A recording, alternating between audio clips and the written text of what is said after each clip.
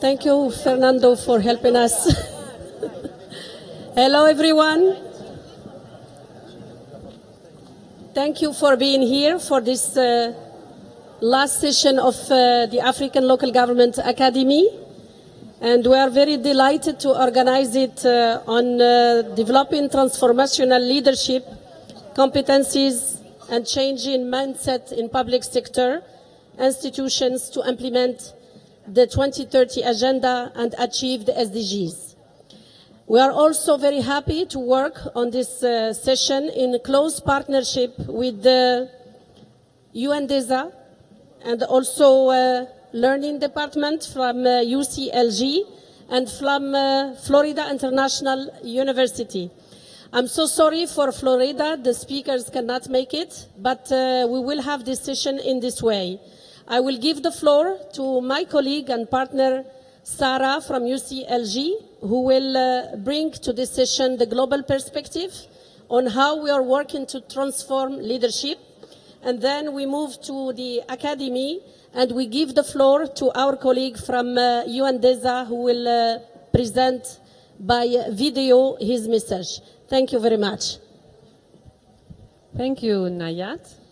And thanks also to you being here with us in the session. And local leadership is a very broad term because, of course, the understanding of local leadership can be from community to leaders, political leaders, to leaders of departments. But for us, of course, in the heart of UCLG is the political elected leader and the leaders that help the administration and the local government to get up. So maybe then before we start the session, I would like to know from you a little bit, maybe if you can give us 2 words or one key idea on transformational leadership. So even if you are either community, university, whatever, but what means transformational leadership, and why should we invest into this? So would there be somebody? I think there's a... For those who follow sports, being a playmaker, not a striker. In other words, not taking all the credit, not having the teamwork around you, but facilitating and sharing responsibility. Thank you. That's a good point.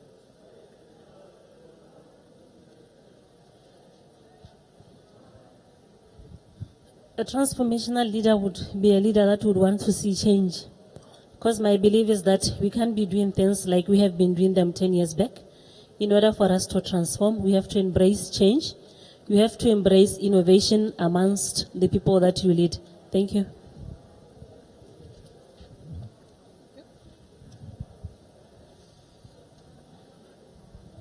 For me, transformational leaders are the people who are setting the visions and orientations, but inviting all stakeholders to co-create all the process which will lead to the transformation.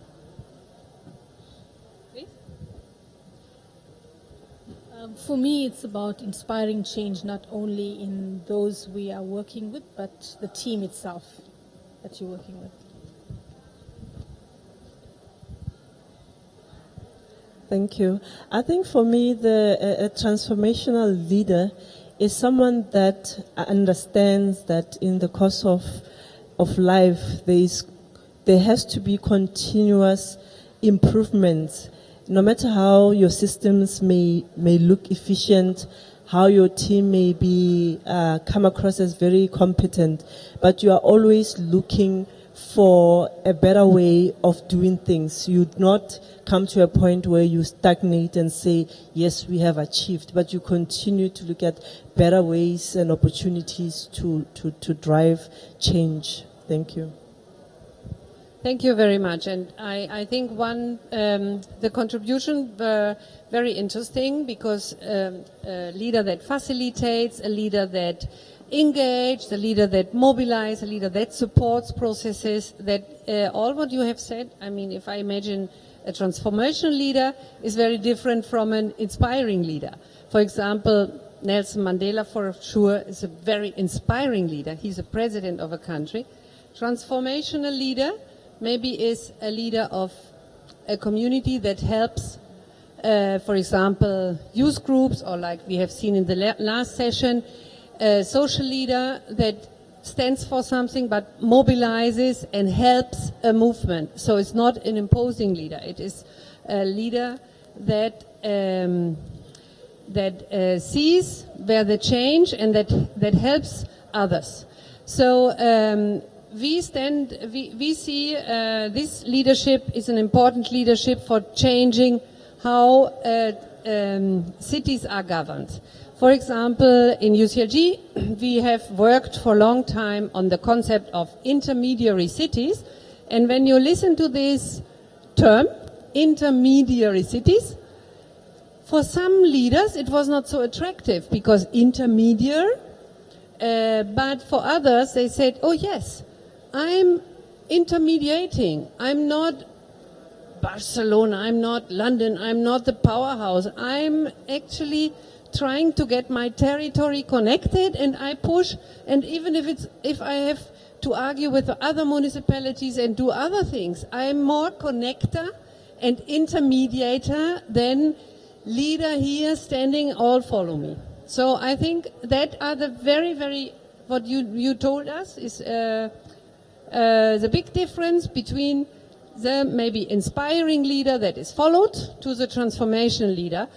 And when we look at it, what it would mean in terms of support and capacity needed by networks like ours, an inspiring leader needs narrative, great words, mobilization, and everybody, wow. Huh?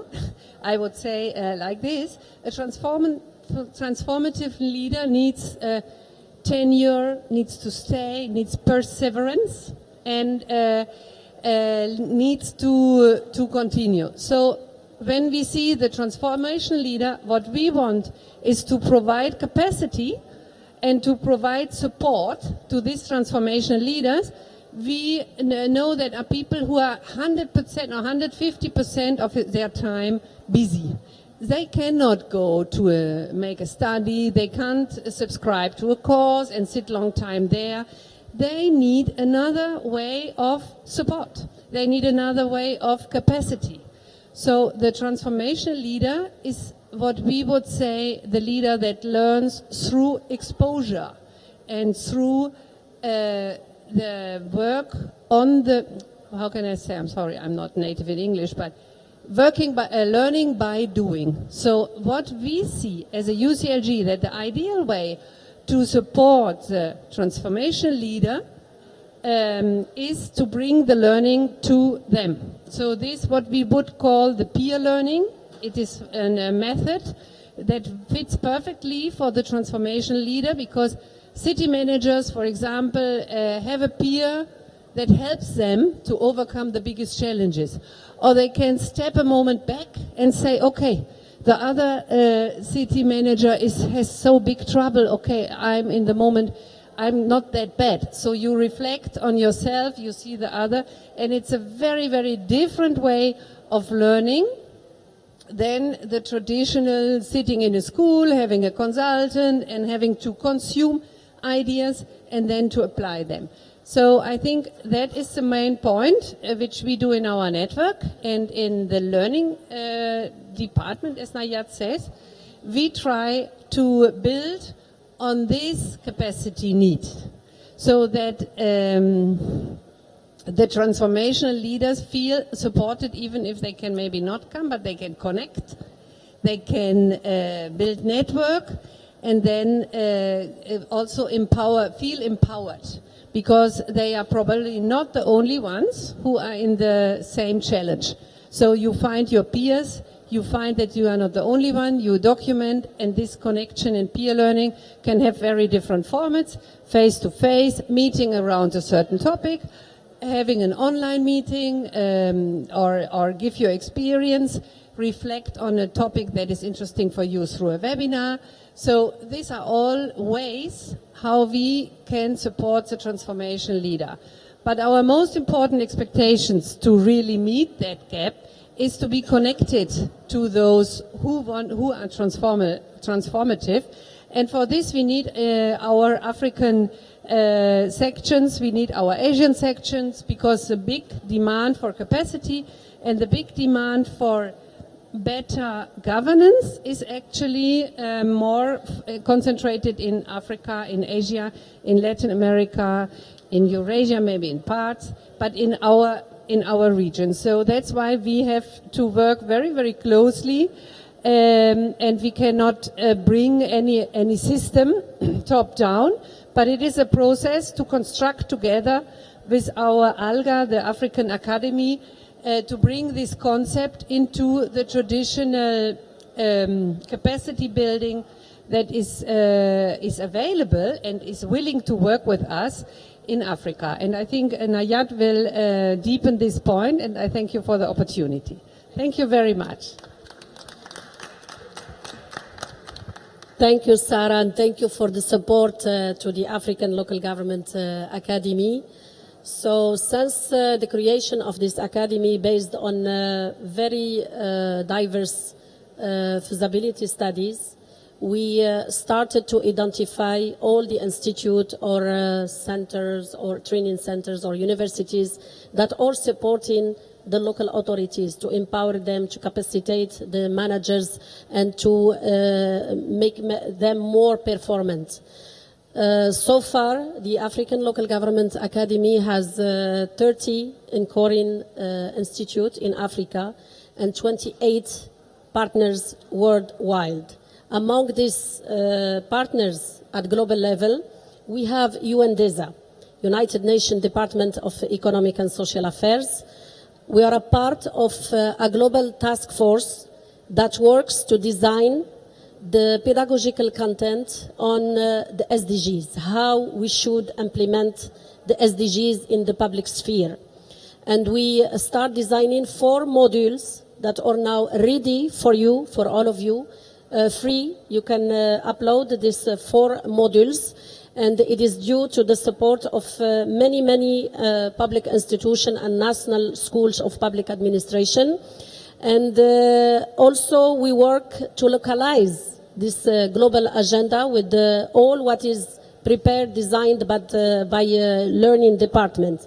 So we have today the immense honor to listen to Dr. John Mary Kauzia.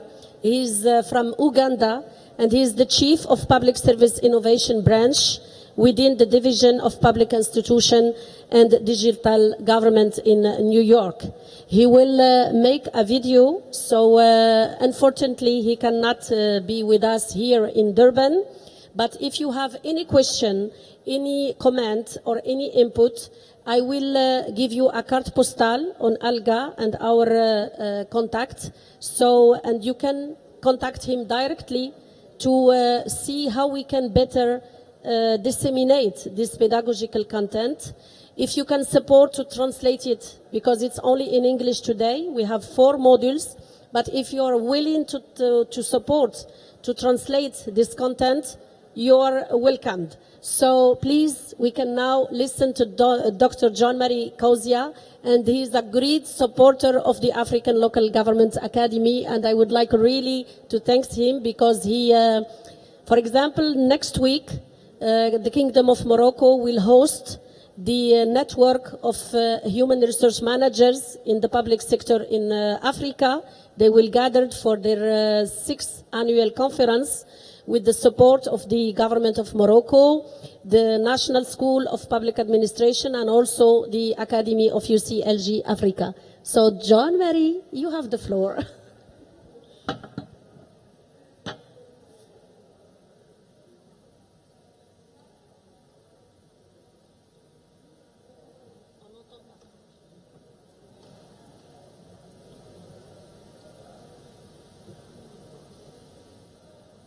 capacities in public sector institutions for implementing the 2030 Agenda to achieve the Sustainable Development Goals. Let me first apologize.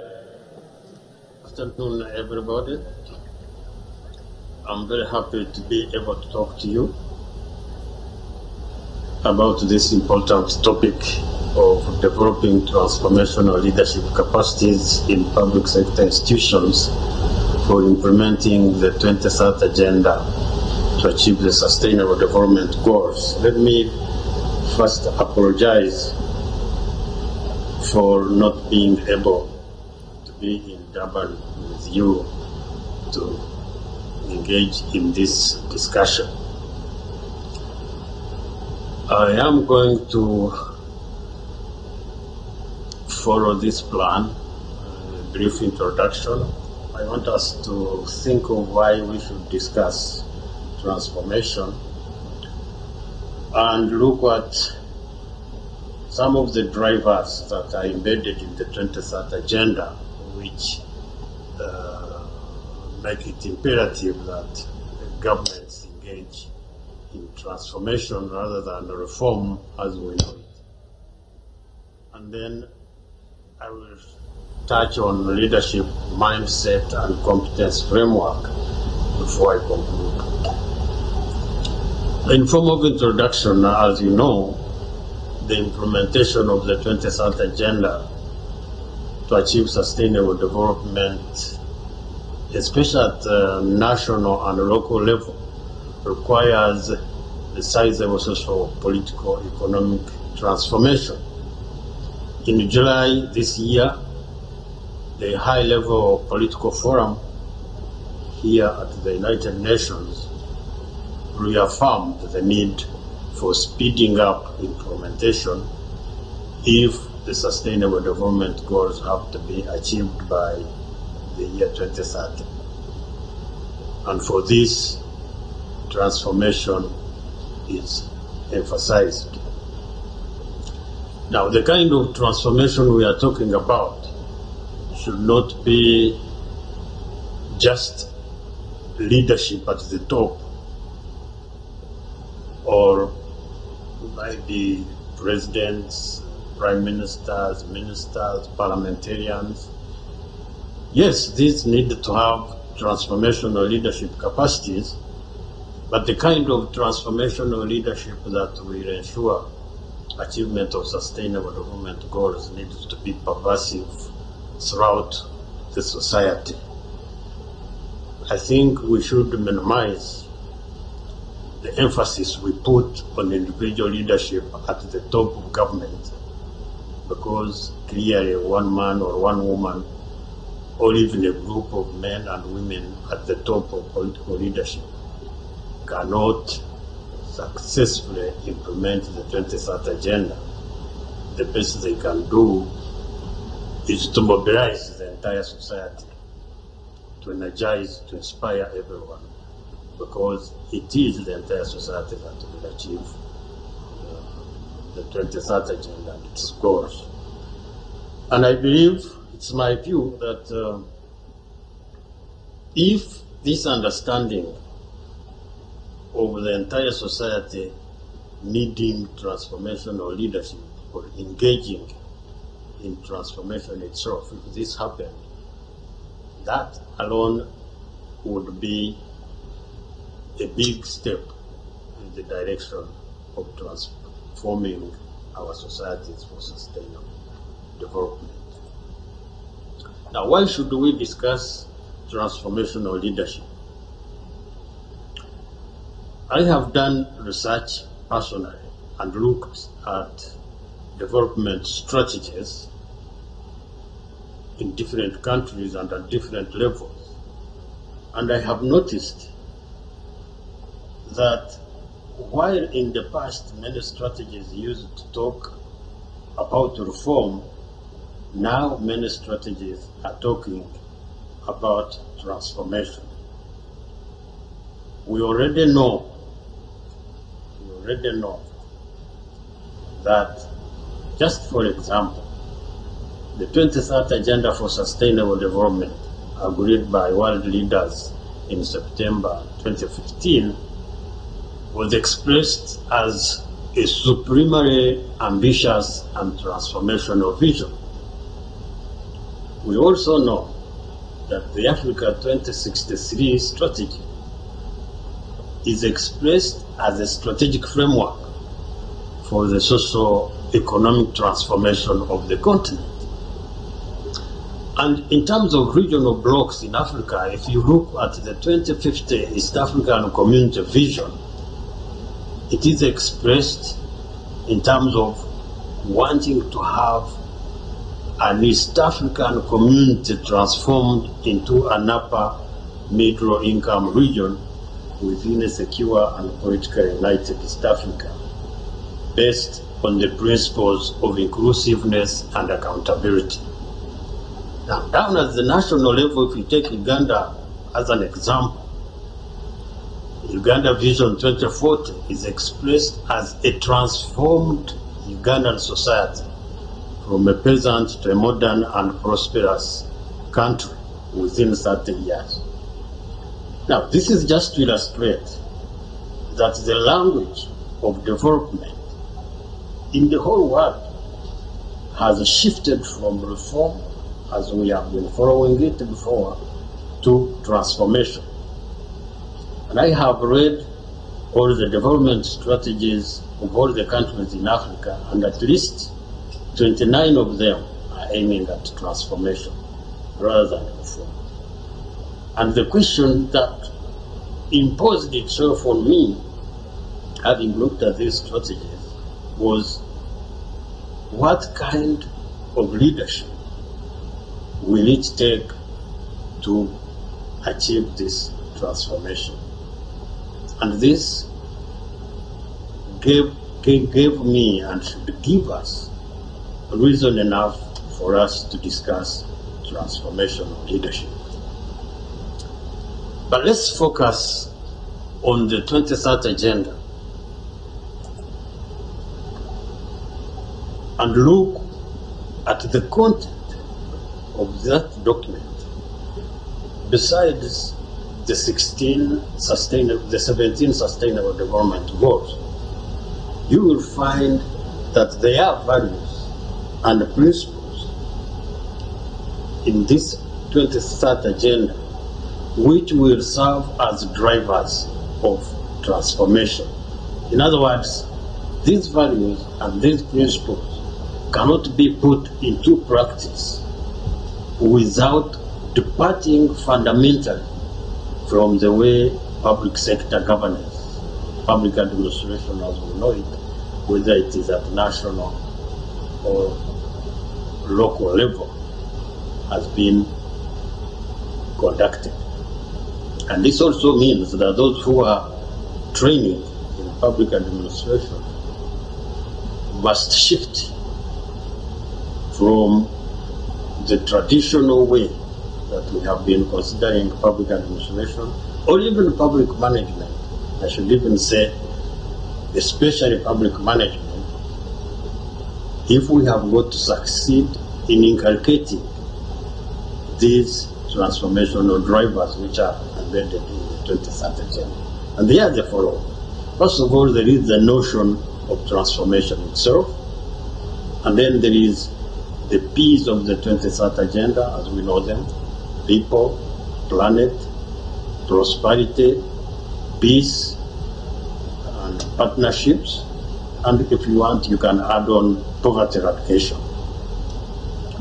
Aiming at this would require a fundamental shift from the normal way of doing public administration. Then you have the principle of integration, the principle of leaving no one behind, and partnerships, and also inclusive and accountable institutions. To this we may add resilience now, which is becoming also a very important driver of transformation, meaning that if we have to create resilient societies, we have got to transform fundamentally the way these societies are led or governed.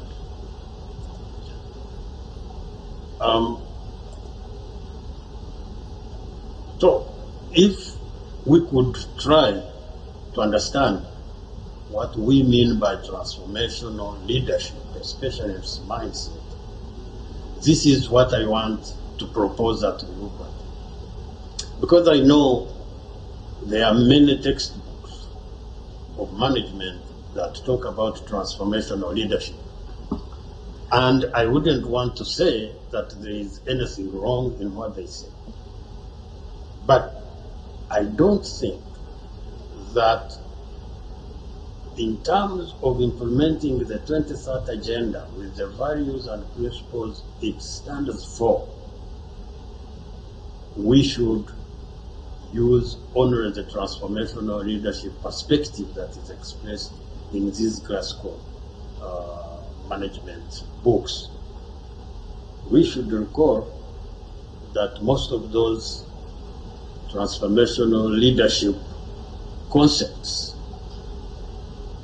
are fundamentally geared towards making enterprises profitable.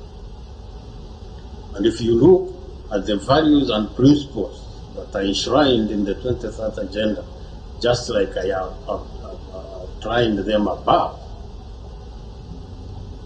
they are contrary to the profit motive of enterprises.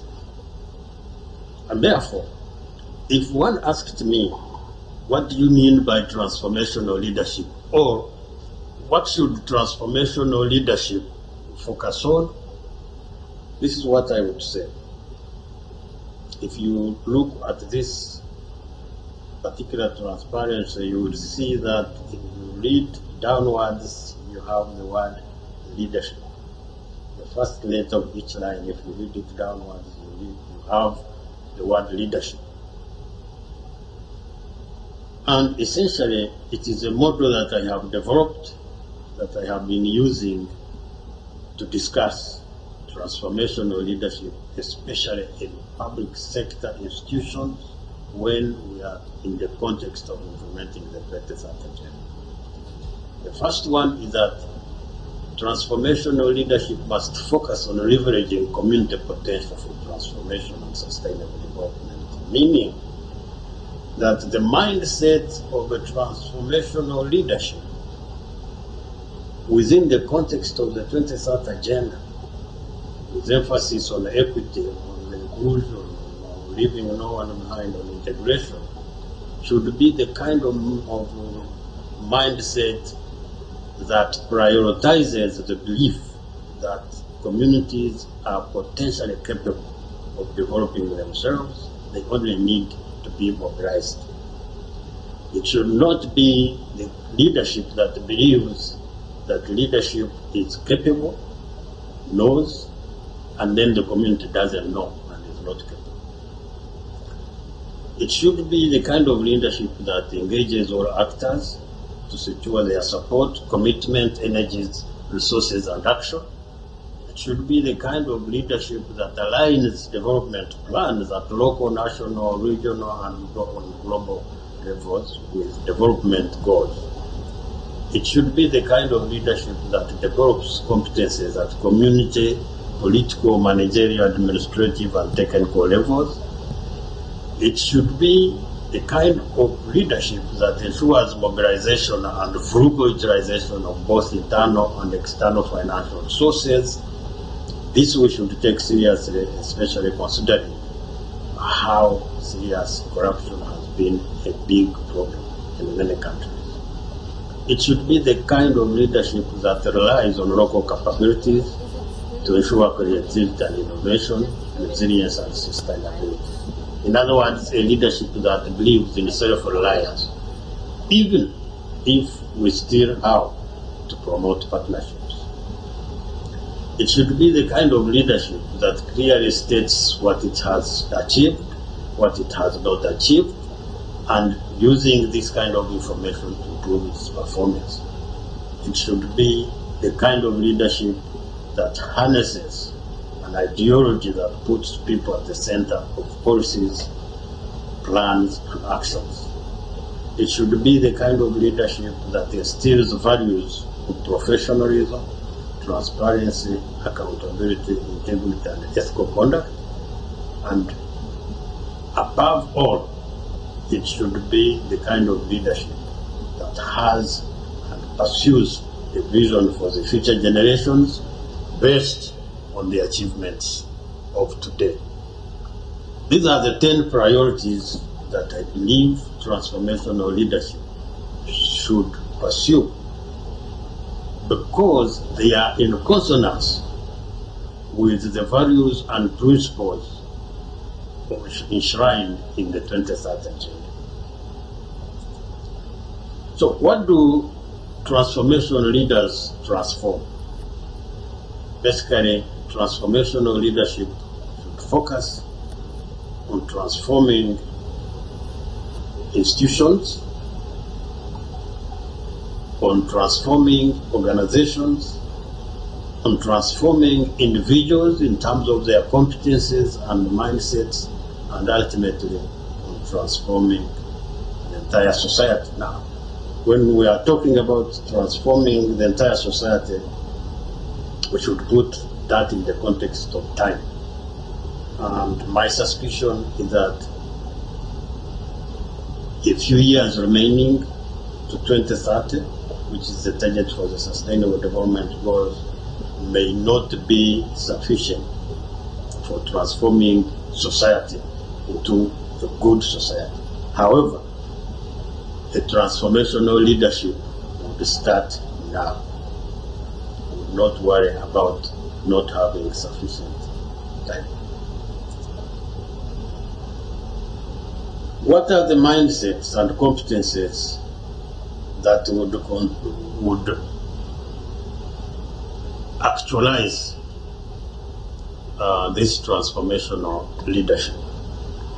Now, I know that competences and mindsets can be a very long list. So what I have done is I have put them in generic categories. And as you discuss, you can expand each. But essentially, there should be administrative competences, there should be integrative competences, there should be entrepreneurial competences, and there should be operational competences. Now, I know over time people have decampaigned, if I can say, public administration and bureaucracy and laws and rules. I think we need to check this. We need to understand that the rule of law and good governance, which are principles enshrined in the 2030 Agenda, cannot be achieved without administrative competences. Because these administrative competences are the ones which lead to compliance and rule of law and professionalism and ethics and integrity. Without administrators who master these competences, it is impossible to promote the rule of law. And this requires a mentality that believes in law and order and controlled power and authority.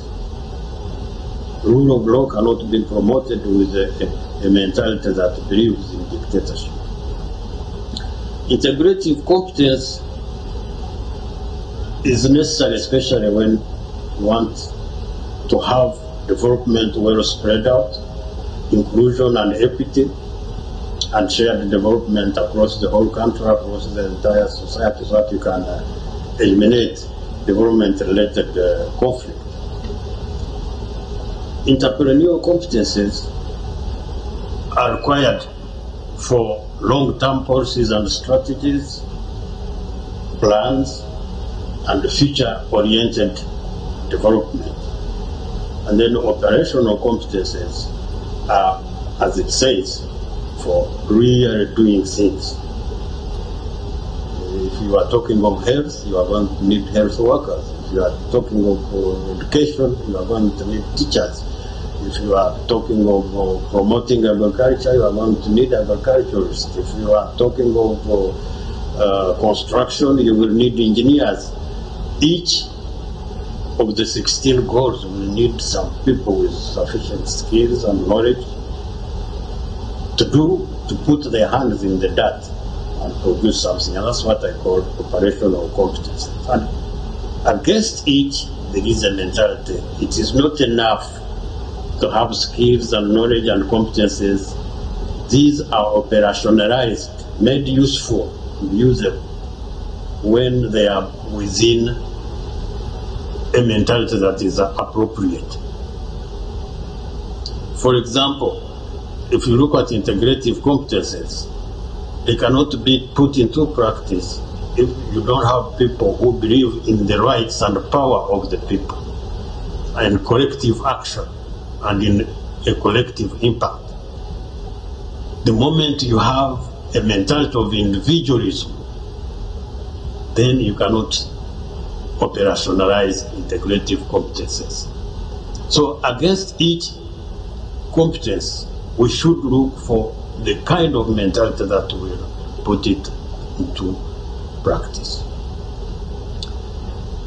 Let me see whether I can conclude. We need to notice, especially those from Africa, that well before the world leaders adopted the 2030 Agenda for Sustainable Development, many African countries had already conceived and expressed the need and the strategies to transform their countries for the well-being of their people. In other words, transformation and the transformational leadership that we are talking about did not start with the General Assembly adopting the 2030 Agenda for Sustainable Development. At least in Africa, that debate had started, and in many countries it had been concluded that there is need for transformation and it needed to be implemented through transformational leadership. The 2030 Agenda and the 17 Sustainable Development Goals came as a global commitment, further solidifying Africa's resolve to transform lives of the people. The implementation of the 2030 Agenda to achieve SDGs in Africa will need transformational leadership and engagement of the people. Transformational leadership at all levels, in all sectors, will facilitate, organize, inspire, support, mobilize resources, both internal and external, but the people themselves must develop their countries. The 2030 Agenda being people-centered is in line with this. I must say that one of the problems that Africa faces is this emphasis on individual leaders from whom countries expect development. I think we need now to embark on a campaign that minimizes this belief in individual leaders, because that sort of gives impetus for the creation of dictatorial leadership, which in many countries people are struggling against. Transformational leadership will transform individuals, organizations, institutions, and create a good society that is resilient and ready to continuously face the challenges of the future that emanate from an ever-changing socio-economic and environmental world. Now, seen in this light, transformational leadership is a critical requirement for ensuring sustainable development, not only in Africa, but in all countries. I hope this brief presentation will be a stepping stone for you to discuss this critical requirement for Africa's development, which is transformational leadership.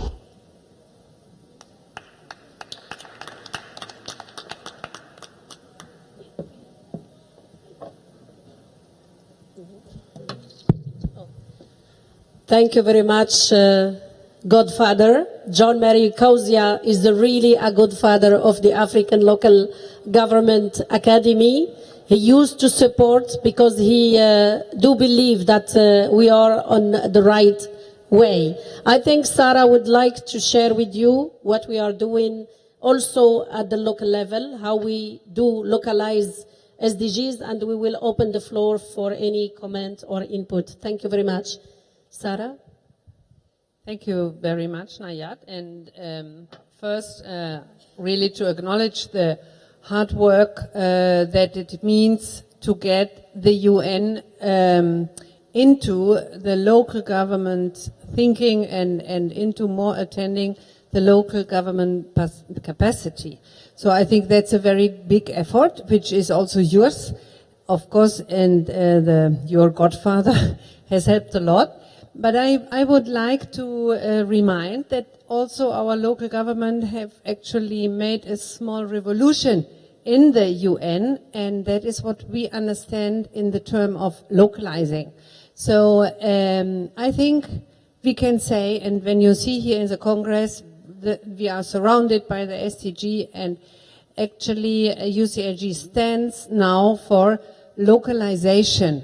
And this is something which we do as a network, because we cannot continue with an UN that says, you have to be like this, you have to be like this, you have to do this, you have to do this, and the goals and the mandates and everything is coming like a big wave down to the territories. And later, when we review what has happened, 2030, oh, no community engagement, you have not achieved this, you have not achieved this. So actually we are turning all this around, and we are also developing another way of capacity building, which is what we are doing with the learning tools. So we have developed several modules, which I would, all those who are interested in capacity building and learning, maybe to invite you. We have done this for you because they are they are more engaging. So I think the point on the initial, the feedback you gave, transformational leader is the leader who supports, who helps others. Also, I think in the UN it was addressed, entrepreneurship, cooperative leader. It was addressed in the video several times. And this leader is the one who takes, who is able to detect the initiatives. So the Sustainable Development Goals is not at all magic. I think all of you know what you are doing, or what city can do and is doing for poverty reduction, for healthy cities, for water and sanitation. So there is a lot that the cities are doing for the sustainable development, and this lot has to be known, has to be shared, and we extract the lessons from what the local governments are doing, and not necessarily what the United Nations and the nations are telling them to do. So this is a little bit the bottom-up approach, which is coming hand in hand if you talk about a transformational leader, because you will not wait. It's not a school. I mean, you are in a movement. You are a community organizer, and the community push you to be somewhere. And so you know what you do. And the point is that this all has to be connected, and we expect that UNDESA also takes this localization more on board, and that actually the way how training and public government schools, because these are the big ones, the big fish that are very important to address, that they take it up and that they help us to think, if we want a transformation leader, how do we train this transformation? How do we help to that the transformation becomes a habit? So said that, it was a little bit of own promotion, but if you please if you have comments or questions, please address, and we are happy to resolve or answer before we close. Any comment or question on localizing SDGs or transforming leadership in public sphere? Please. Thank you very much. Cyril Tulani Dlamini, South Africa, Umlalazi Municipality. We are discussing a transformed leader. And the world understands its goals and challenges. All of us, politically, administratively, we have a responsibility to execute our objective. I even believe that presently we all suspect that we will not achieve the objective. Why? Because since it is a long-term objective, there are small targets that guides you, the route to be followed and the pace at which you must travel in order to achieve your objective. We are saying some of the challenges that we are faced with is corruption. I think the starting point is politically and administratively, there is work that is to be done in dealing, in creating the leadership that is required by the time, so that the future generations benefits out of our efforts. A leader is a person of people who embrace everybody, who appreciate seeing people succeed, who appreciate getting what is due to him or her, not want to get more. That is an element of corruption. It means we need to conscientize or to build that kind of leadership. And presently, we don't have that leadership.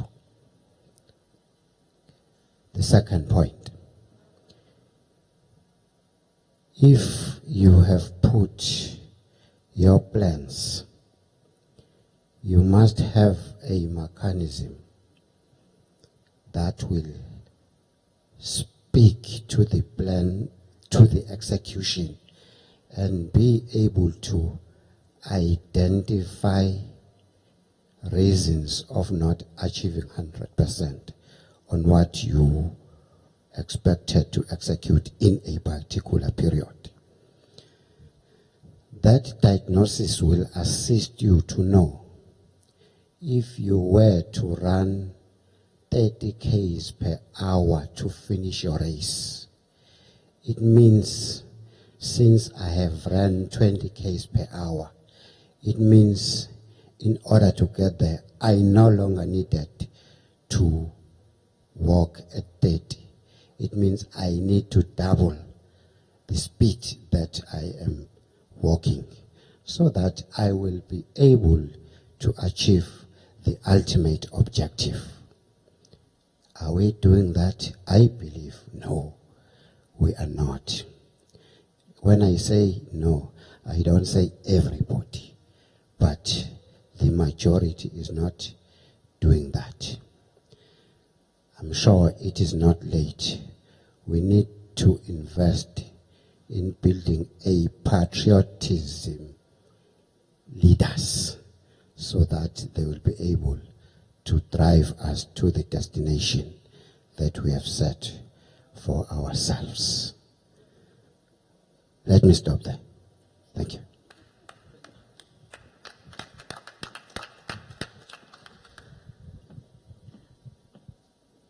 Thank you very much. Really, I appreciate your comment. But we need to have hope. How we can have this hope I'm talking about Africa, because I am African from Morocco. To have good leaders. And I'm very proud to share with you my own experience.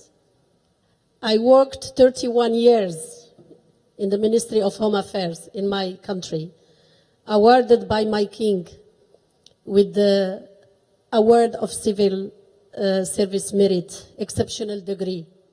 I worked for UN for 8 years as experts of public administration, and I received an award, first place in Africa. And also, last year, I received the gold medal from the African Public Administration, the Association of Public Administration and Management in Botswana. How you achieve this? First, we need to have a DNA. It's in your blood, and it starts from education. I have the chance to have my father serving in the Moroccan army and French army. So patriotism should be, and I really agree with the honorable speaker, you need to have this patriotism. You love your country, and nothing is enough for your country.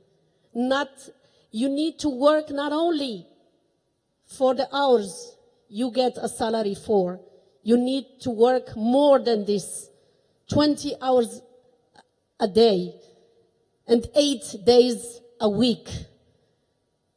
This is how we can build this hope. This DNA is a set of values made of patriotism, of honesty, of merit, of hard work, and we can do it. How we do it is also to invest in education. When you raise a good girl or a good boy, you're sure that he will be a good servant, a good elected officials, or a good managers. And I'm very happy when I get the power, I make sure to transfer and to act by example. Leaders need to act by example. You cannot be corrupted and you expect your colleagues and your peers to be honest, acting by example and showing the way, and we can do it together. The other things where we need is the empowerment of people. We need to empower. It is not training and capacity building, and no, it's hard work, transferring values, transferring principles, and this is what UN is doing through this award of Public Service Day. And I invite all of you to apply for this award because it's the celebration of good civil servants. And we have good civil servants, whether they are elected officials or managers, but they are hidden figures. A good leader show the example, but also motivate and celebrate those who are doing well. And we need to fight. Really, this is a fight, a daily fight against corruption.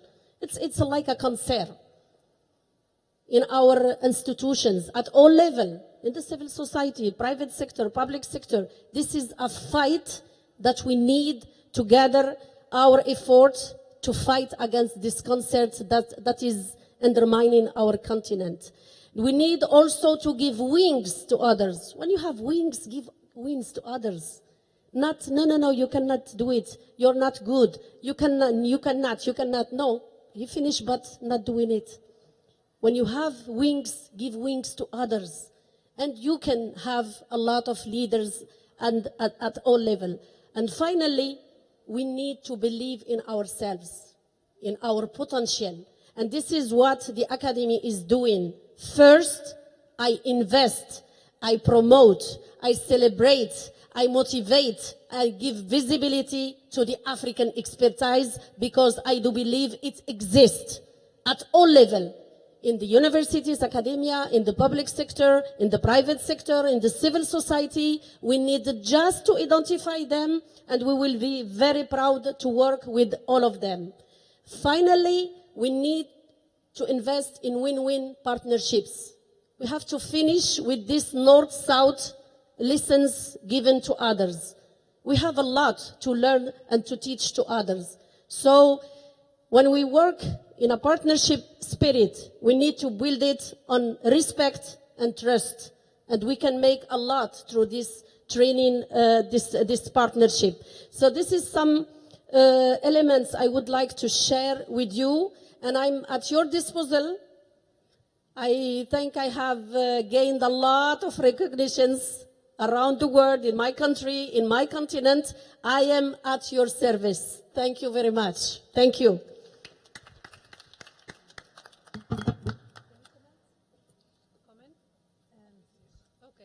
Thank you, Nayat. I think your speech very clearly shows the power and the energy with what you are leading, which you use, and you need to lead the academy. And I can only say I learn a lot from you. You are an important teacher to me as well. And I think the spirit of partnership, I can only subscribe to this. There is a lot of African experience, there are a lot of African values, and there are a lot of African good examples. So please count on us as well, on your fight for honesty, to reduce corruption, and to look into so much issues and towards transformative leadership. So thank you very much.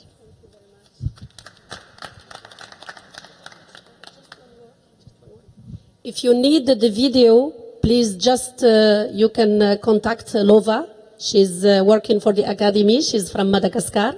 And we can share it with you anytime. And also the modules. God bless you all. Thank you.